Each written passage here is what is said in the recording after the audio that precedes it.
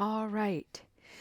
So, friends, I just want to give an extra warm welcome to everybody joining the Spokane Sangha and Recovery Dharma. I'm Julia. I'm one of the facilitators in our community, and it is such an honor to be here and to share with you what we do on Wednesdays.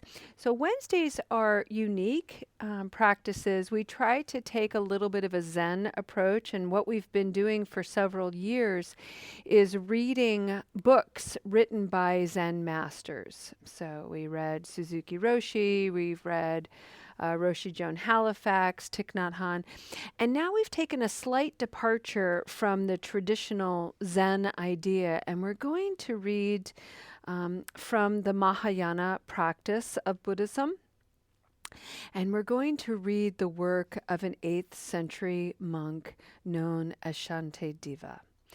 Now, Shantideva, what I want you all to just contemplate for a few minutes is the 8th century. Like, I can't even really wrap my head around that.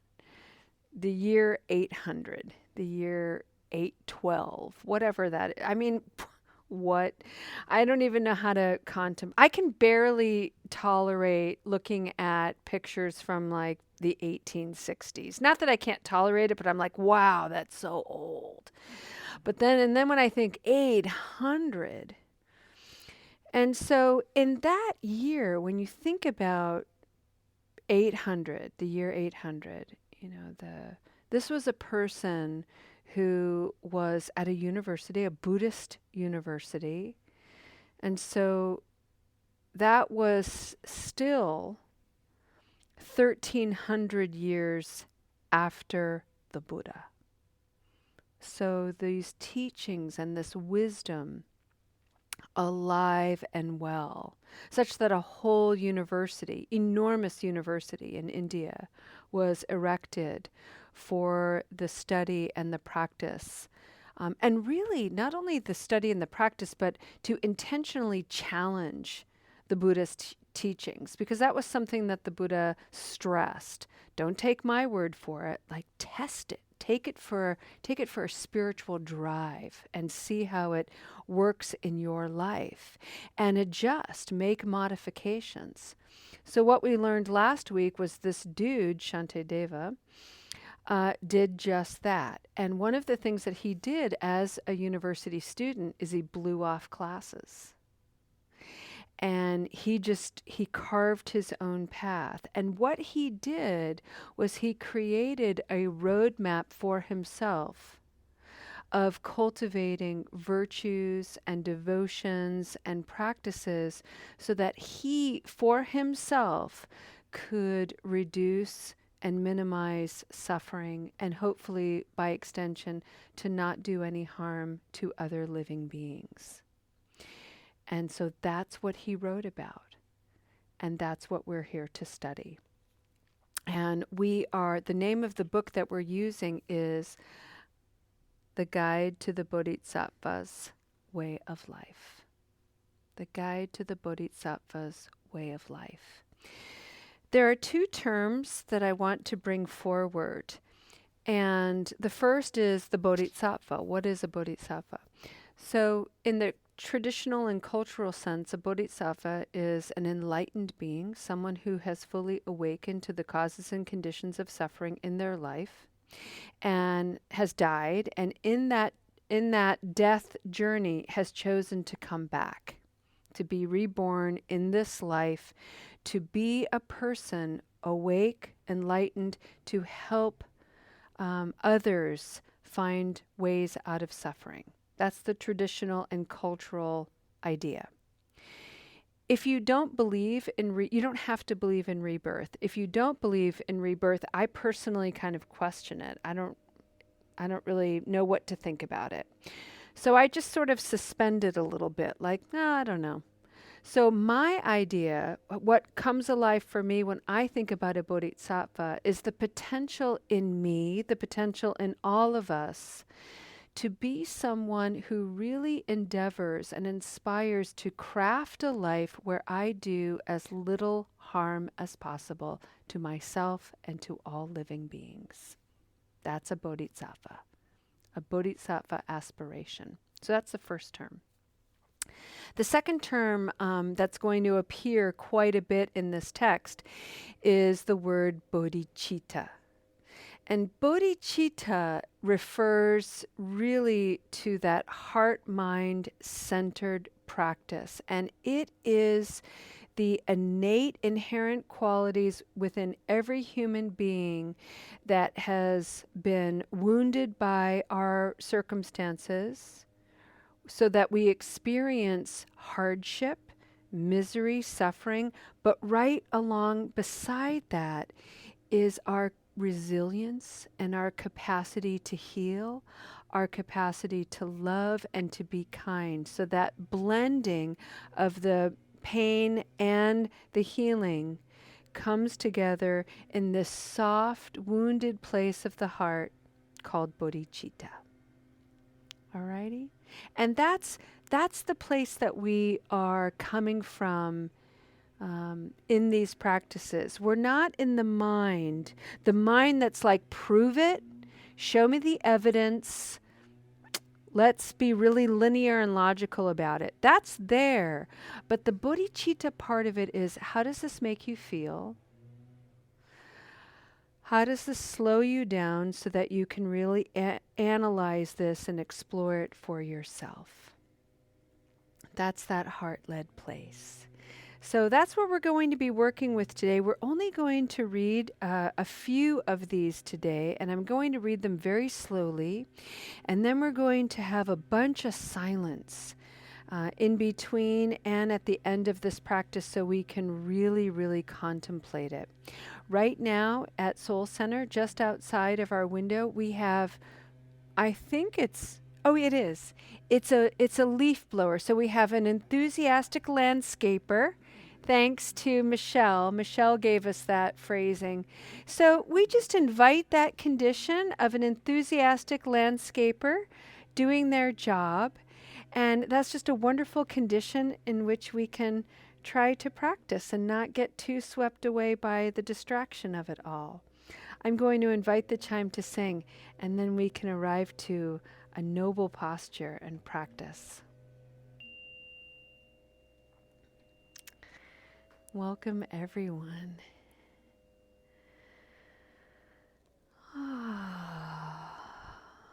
Let's go ahead and just arrive. If you've had a particularly murky morning, Stephanie, one of our yoga instructors here at Soul Center, does this wonderful enactment where she puts your hand on your forehead, and whatever thoughts have been sort of like really bugging you, you just swipe your hand across your forehead and just shake it out. Just, wipe away the murkiness of the day. And maybe take a couple of deep breaths and really arrive to this present moment. Arrive to a perspective that we have the privilege to be able to experience coming from the 8th century. A perspective that is so powerful that his voice and his perceptions are alive today.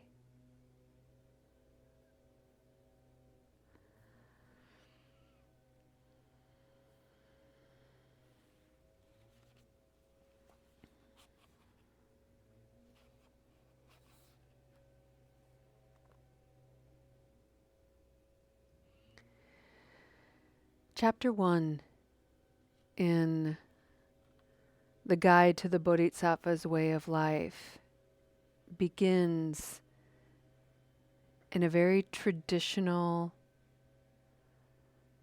practice of Buddhism.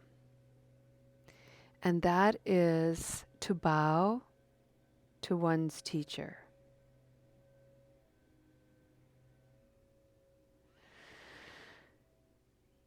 So just take a moment and allow that idea to roll around in your mind. It might be something very new to you, bowing to your teacher. What? That's weird. There are plenty of people for whom they don't want to bow. You certainly don't have to bow, but just know that Shantideva, this is part of his lineage,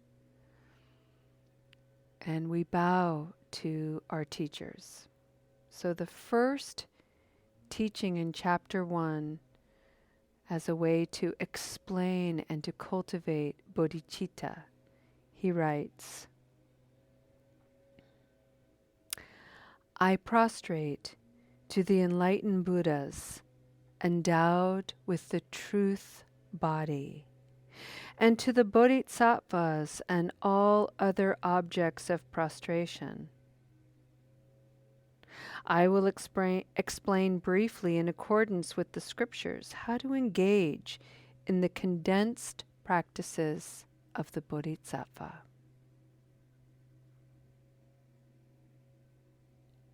He continues, there is nothing written here that has not been explained before.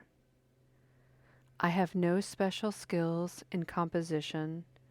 My reason for writing this is to benefit others and to keep my mind acquainted.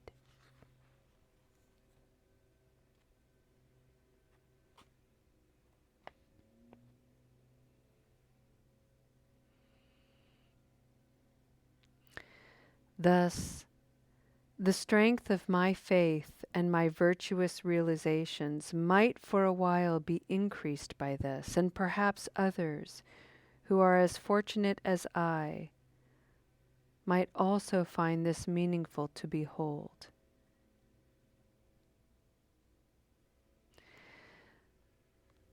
What's being shared here is a preface, just creating the foundation upon which we're trying to practice. So clearing away the distraction, clearing away the conditioned mind, and making way for who we really are, full of virtuous qualities. And that's not to say that we're not full of non-virtuous qualities. Of course we are. We're, as human beings, combinations of both. But many of us have a habit energy of overinflating our non-virtuous qualities and forgetting entirely about our virtuous ones. And so that particular habit energy has existed since probably humans have existed. And so what we are endeavoring to do is to create an environment where we recognize our non-virtuous qualities as well as our virtuous ones. And not only that, we start to act in more virtuous ways, more appreciative ways. We act in ways that are more patient and kind, perhaps even more loving and thoughtful. And very naturally, because of that expansion of our virtuous qualities, the non-virtuous qualities, jealousy, greed, hatred, while they're still there, they have a weaker governance. So let's just take a moment and establish the foundation within ourselves and see if you can allow one virtuous quality to come forward. And may that be the lotus flower upon which you sit in beauty, softness, and peace.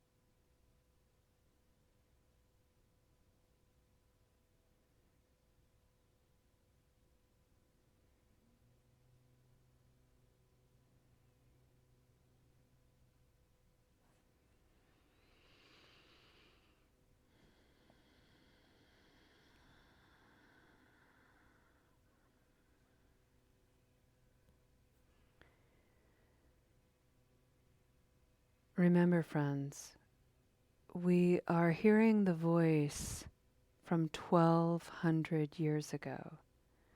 The conditions of Shantideva's life are very different than the conditions in our contemporary world, and yet something is the same. So as you listen to these words, see if in your own heart mind, see if you can extract that one thread, something that carries the echo of this wisdom into your own heart and mind. He writes, this precious human life, so hard to find, offers the ultimate goal for living beings. If we do not strive to accomplish this goal now, how will such a precious opportunity arise again? Just as on a dark and cloudy night, a flash of lightning for a moment illuminates all, so for the worldly, through the power of the Buddha's blessings, a virtuous intention occasionally and briefly occurs.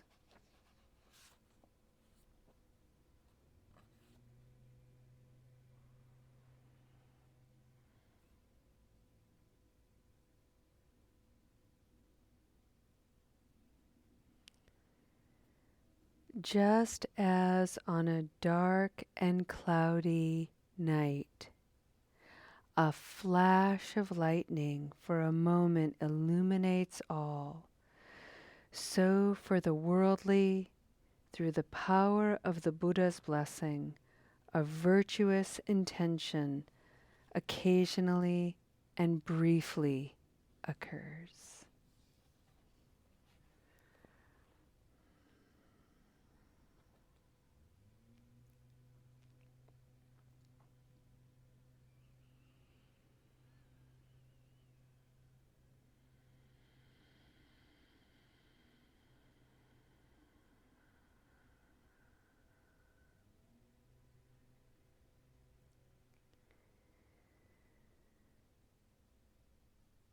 As you contemplate this for the next few moments of silence, and if you're new to meditation,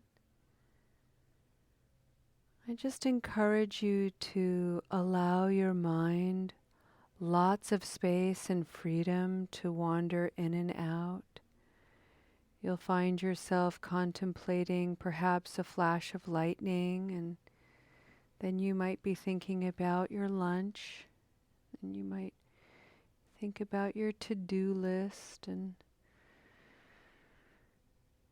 or an ache in your elbow or whatever, and just know that you're doing it perfectly. That is meditation. And you just bring yourself back to your breath, breathing in and out over and over again.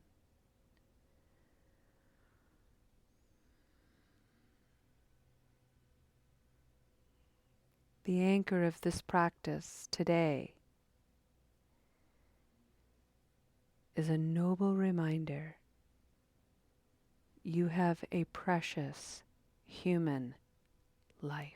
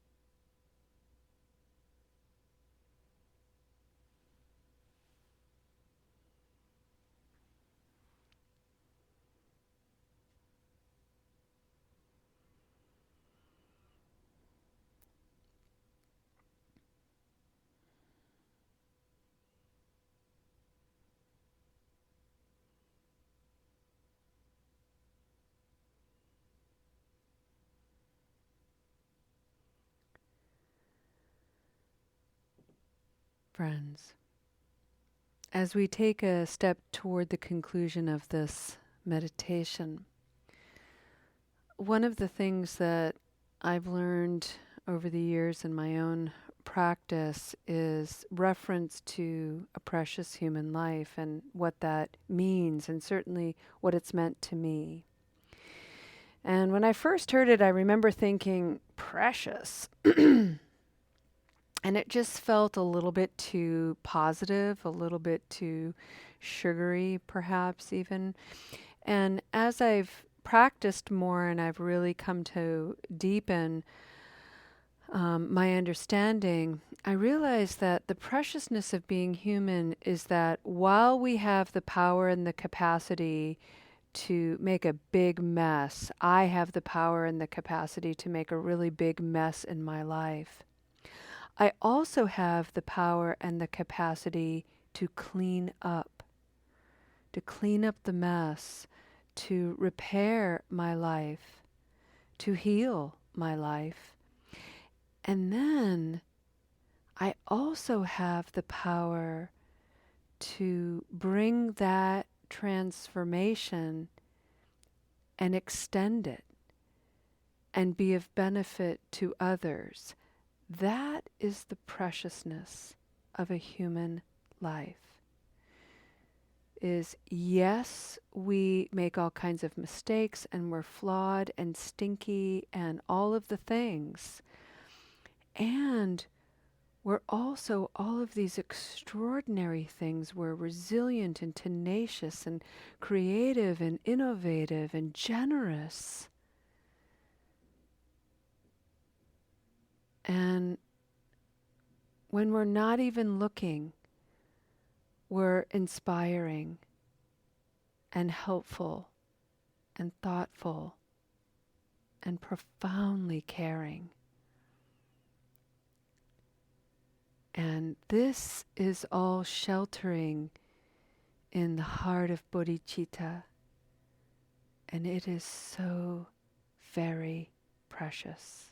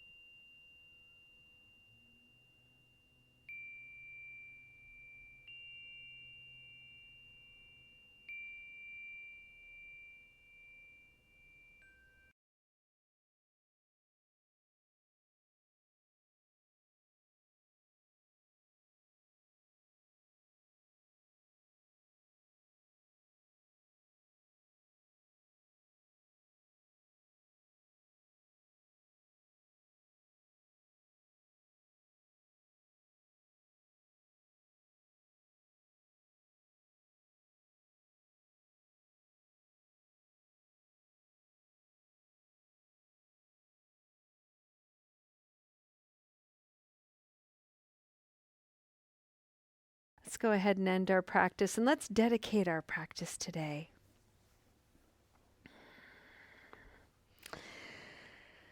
I was thinking about the poetry of what was shared today, and the idea of illumination happening like the experience of lightning. And we don't really appreciate lightning as much as when it is without the backdrop of darkness. And so there's something about light and dark there and the play of that, and to really encourage us to get out of that dualistic thinking, light good, darkness bad. Because the nature of reality is that both exist. And the thing about the illumination of lightning is it's quick. And so when we have those aha moments, the practice isn't to grasp it, isn't to try to cling to it. The practice is to step into the awe of it. And by stepping into the awe of that flash illumination, brings us one step, like Larry was saying, one small step out of the murky, chaotic, confusing nature of darkness.